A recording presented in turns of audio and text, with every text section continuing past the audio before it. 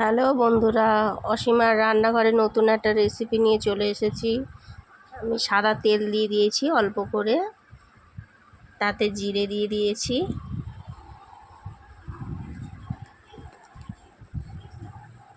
জিরেটা দেওয়ার পর এতে দেব 1 চামচে সাদা তিল দিয়ে দিয়েছি। 1 চামচে রসুনটা একটু ক্র্যাশ করা, একটা কাঁচা লঙ্কা দিতে পারেন, আবার নাও দিতে পারেন। তারপর একটুখানি মরিচ দিয়েছি, আর চিলি ফ্লেক্স 1 চামচ দিয়েছি। দিয়ে আমি এতে 1 থেকে 1.5 কাপ জল দিয়ে দিলাম। জলটা বলক ফুটে গেছে।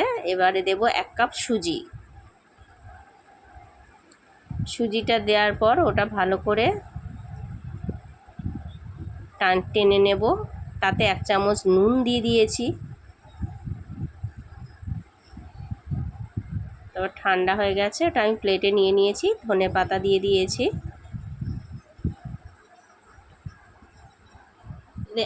2খানা আলু সেদ্ধ করে রেখেছিলাম, ওটা একটু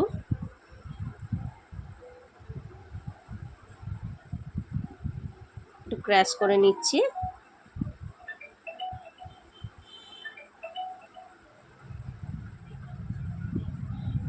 দুটো সেদ্ধ আলু ওতে দিয়ে দিলাম।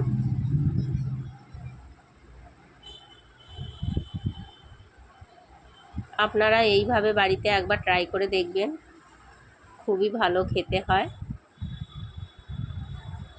আর একটা কিউব চিজ দিচ্ছি।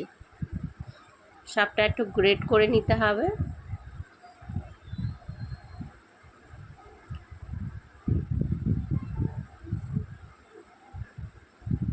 আমি এটা এবারে মেখে নেব। আপনারা এইভাবে বাড়িতে ট্রাই করে দেখবেন, খুবই ভালো খেতে হয়। নতুন ধরনের, বাড়িতে কোনো গেস্ট এসে গেল, এইভাবে যদি আপনি বানিয়ে চায়ের সাথে দেন, খুবই ভালো খেতে হবে। আমার এটা মাখা হয়ে গেছে।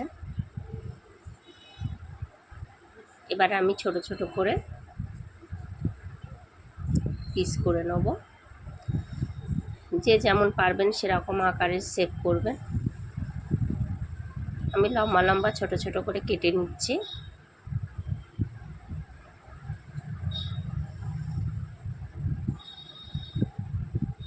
দেখুন, দেখতেও কত ভালো লাগছে জিনিসটা।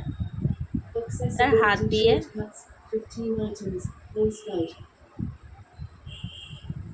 দিয়ে একটু শেপ দিয়ে দেবেন।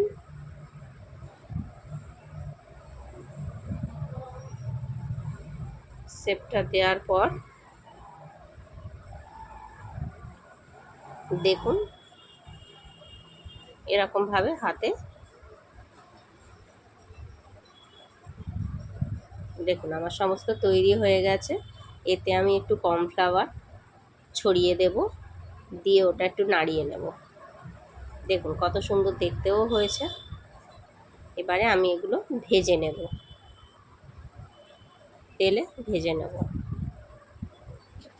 কড়াতে সাদা তেল দিয়ে দিয়েছি, তেলটা গরমও হয়ে গেছে। আমি একটা একটা করে ছেড়ে দেব।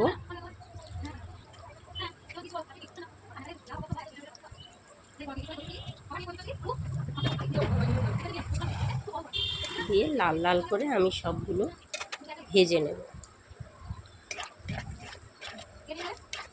ভাজা প্রায় আমার হয়ে গেছে।